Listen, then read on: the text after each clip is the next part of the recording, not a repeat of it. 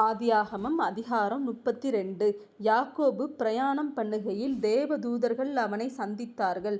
யாக்கோபு அவர்களை கண்டபோது, இது தேவனுடைய சேனை என்று சொல்லி அந்த ஸ்தலத்திற்கு மக்னாயிம் என்று பெயரிட்டான். பின்பு யாக்கோபு ஏதோம் சீமையாகிய சேயீர் தேசத்திலிருக்கிற தன் சகோதரனாகிய ஏசாவினிடத்துக்கு போகும்படி ஆட்களை அழைப்பித்து, நீங்கள் என் ஆண்டவனாகிய ஏசாவினிடத்தில் போய், நான் இதுவரைக்கும் லாபானிடத்தில் தங்கியிருந்தேன் என்றும், எனக்கும் எருதுகளும் கழுதைகளும் ஆடுகளும் வேலைக்காரரும் வேலைக்காரிகளும் உண்டென்றும், உம்முடைய கண்களில் எனக்கு தயவு கிடைக்கத்தக்கதாக ஆண்டவனாகிய உமக்கு இதை அறிவிக்கும்படி ஆட்களை அனுப்பினேன் என்றும் உம்முடைய தாசனாகிய யாக்கோபு சொல்லச் சொன்னான் என்று சொல்லும்படி கட்டளை கொடுத்து தனக்கு முன்னாக அவர்களை அனுப்பினான். அந்த ஆட்கள் யாக்கோபினிடத்துக்கு திரும்பி வந்து, நாங்கள் உம்முடைய சகோதரனாகிய ஏசாவினிடத்துக்கு போய் வந்தோம், அவரும் 400 பேரோடே உம்மை எதிர்கொள்ள வருகிறார் என்றார்கள். அப்பொழுது யாக்கோபு மிகவும் பயந்து வியாக்குலப்பட்டு தன்னிடத்தில் இருந்த ஜனங்களையும் ஆடு மாடுகளையும் ஒட்டகங்களையும் 2 பகுதியாக பிரித்து, ஏசா ஒரு பகுதியின் மேல் விழுந்து அதை முறிய அடித்தாலும் மற்ற பகுதி தப்பித்து கொள்ள இடம் உண்டு என்றான்.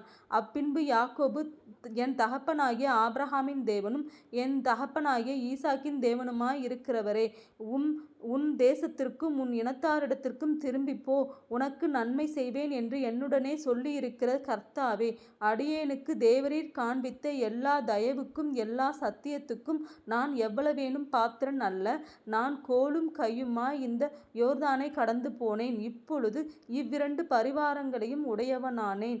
என் சகோதரனாகிய ஏசாவின் கைக்கு என்னை தப்புவியும், அவன் வந்து என்னையும் பிள்ளைகளையும் தாய்மார்களையும் முறியடிப்பான் என்று அவனுக்கு நான் பயந்திருக்கிறேன். தேவரீரோ, நான் உனக்கு மெய்யாகவே நன்மை செய்து உன் சன்னதியை எண்ணி முடியாத கடற்கரை மணலை போல மிகவும் பெருக பண்ணுவேன் என்று சொன்னீரே என்றான்.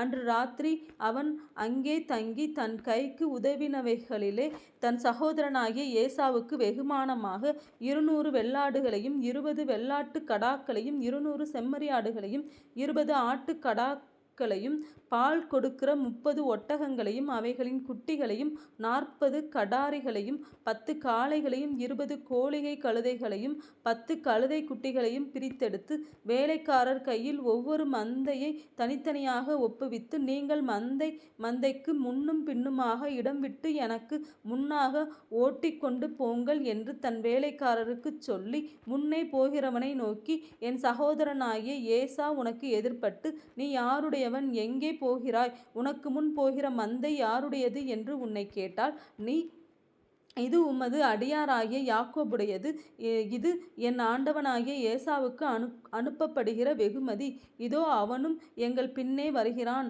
என்று சொல் என்றான்.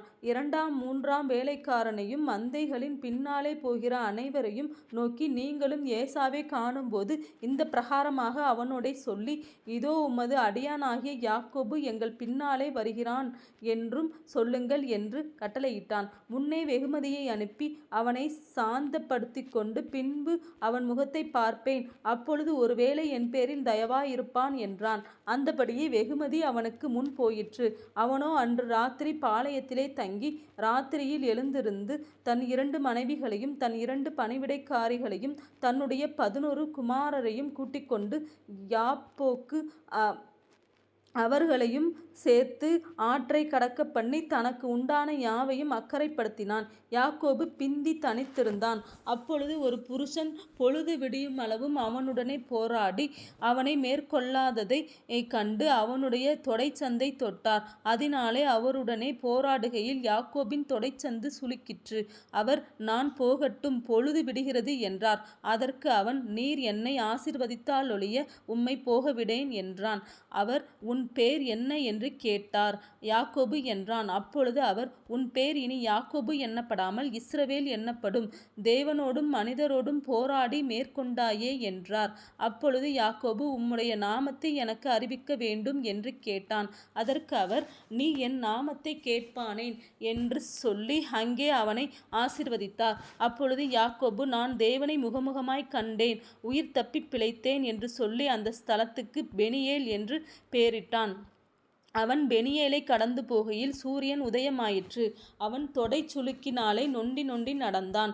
அவர் யாக்கோபுடைய தொடைச்சந்து நரம்பைத் தொட்டபடியால் இஸ்ரவேல் புத்திரர் இந்நாள் வரைக்கும் தொடைச்சந்து நரம்பைப் புசிக்கிறதில்லை.